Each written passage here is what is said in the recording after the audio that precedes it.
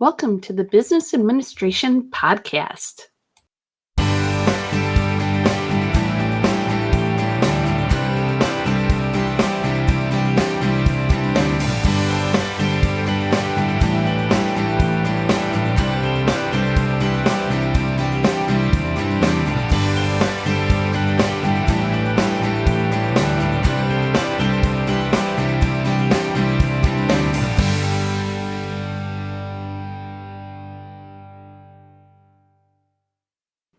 Hello, I'm Dr. Leslie Sukup, and in this episode, we are going to talk about capitalizing on strengths. Now, this may seem a bit odd, as most of us, as we're growing up, were told, hey, you need to focus on your weaknesses, especially when that report card comes home and you see that your child has a C or you received maybe a lower grade than expected. Your parents more than likely told you, hey, you need to work on this subject and get that grade up. You don't want to repeat the class or repeat the grade. And if you're focusing on your strengths, it seems almost like an oxymoron, kind of counterintuitive to what we have been taught in the past. But I can tell you that research supports using your strengths is associated with a wide range of positive outcomes, some of which is a greater psychological well-being. You're going to have less stress in your life because you're using your strengths. And it can also lead to lower depression. That strengths can be used personally in your personal life. They can be used in your work life. They can be used academically in higher education, or if you're in grade school, you can capitalize on your strengths to improve your performance. So there's been a great deal of research done on capitalizing on your strengths, and especially in the workplace. When you are using your strengths on a daily basis in your job, one, it has some interesting byproducts or outcomes, and they're all positive. It's going to help you increase engagement in the workplace. It's going to increase your job satisfaction because you're doing something that you're strong at, and usually that means it's something that you enjoy. You're also going to notice that the time's probably flying by. You're not looking at the clock thinking, all right, I still got 2 hours until I can clock out and go home. Another positive outcome of using your strengths on a daily basis is that it improves your performance because you're doing something that you are strong at. And if you happen to be in a leadership position, you might like this little tidbit of knowledge. For leaders who emphasize strengths of their employees, their followers, it increases their team's performance by 36%. As opposed to leaders who focused on weaknesses, they saw a decrease in performance of 27%. Pretty startling statistics there. You would think it would be the opposite, but it's not. So if you are in a leadership position, try focusing on the strengths of your employees, your team, and seeing their performance increase. I mean, that's what we really want.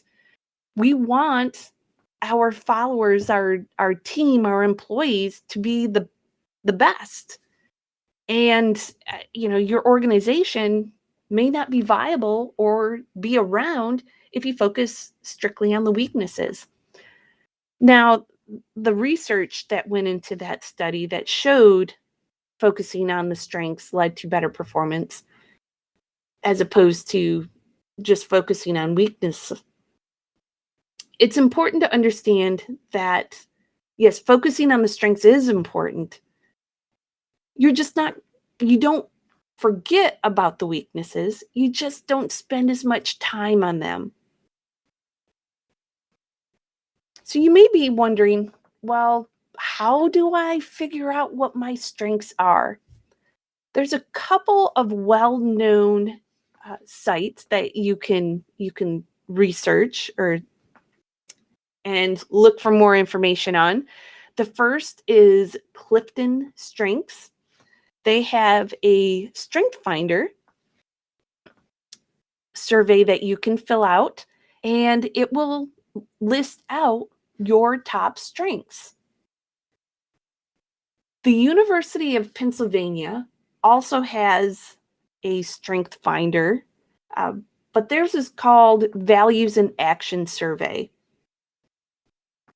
Now, the difference between the two is that with Clifton Strengths, there is a small fee associated with figuring out or being able to take that survey to figure out your strengths. But with UPenn, it's a free service. So they both give you somewhat similar results. They're just phrased differently. And the length of the surveys are different. So Clifton Strengths has a shorter survey that you would fill out. With the UPenn survey, their Values in Action survey, I believe the last time I took it, it was approximately 250 questions. But it's worth it if you are on a low budget and you want to figure out your strengths. But the UPenn model will give you a listing of 24 strengths. They will be rank ordered based upon how you answered the survey questions. And then your top 5 on that list that they provide you are called your signature strengths. And the signature strengths typically do not change your entire life. They may swap a bit on order, like your number 1 strength may go down to your number 2, and number 2 moves up to number 1. But for the most part, they're relatively stable your entire lifetime. And once you know what your strengths are, now you are able to capitalize on them. And what I would like to challenge you to do is try to find a way to use your strengths in a different capacity each week. This could be in your personal life, it could be in your work life, it could be in your academic life. But find an opportunity throughout the week to focus on one of your strengths, to capitalize on it. And then once you become comfortable with the daily practice of capitalizing on just one strength, you'll slowly be able to do this as a habit. It will become second nature to you, and you'll be able to capitalize on all of your strengths, but especially the top 5 on a daily basis. And I can just imagine how this can transform your life. But it is important to understand that as you are capitalizing on your strengths, you need to be aware of strength regulation. And what this means is that there's a sweet spot for using your strengths.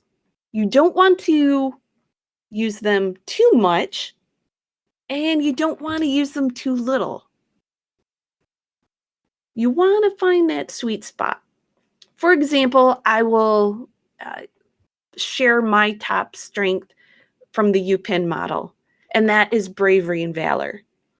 Now, if I were to use bravery and valor to its utmost ability, I may fall on the proverbial sword for whatever reason. And at that point, I'm not good to anyone because I've overplayed my strengths and now I am taken out of the mix and I can't help anymore. If I don't use bravery and valor to the fullest, I may get railroaded and not be able to make a positive difference. So both extremes do not have positive outcomes. You want to find that sweet spot where you're able to have a positive impact, but not to the extreme. Something to be aware of. I also want to let you know that as you become more comfortable capitalizing on your strengths, you're going to notice that you're going to be able to spot the strengths in others just by their actions and what they share with you through conversation.